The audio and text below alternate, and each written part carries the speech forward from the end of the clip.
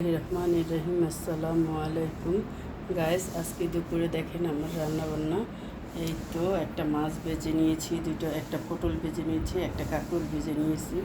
তারপরে এই যে গরুর মাংস সুন্দর করে ভুনা করেছি, দুধ গরম করে নিয়েছি। এই যে ভাত রান্না হয়ে গেছে, শসা, পেঁয়াজ, লেবু, কাঁচামরিচ এগুলো সব কেটে নিয়েছি। আর এই দেখেন আমি দুপুরে খাওয়ার জন্য ভাতের পরে সেমাই রান্না করেছি। যে কলাও আছে এখানে, আমরা দুজন মা ছেলে খাবো। আমাদের আজকে দুপুরের খাবার, দুপুরের মেনুতে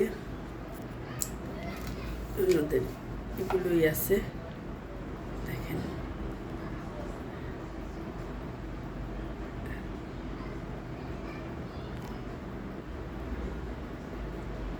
আমাদের দুপুরের খাবারটা কেমন হলো জানাবেন। পছন্দ হলে লাইক, কমেন্ট, শেয়ার করে দিবেন। আজকের মতো এখানেই রাখছি।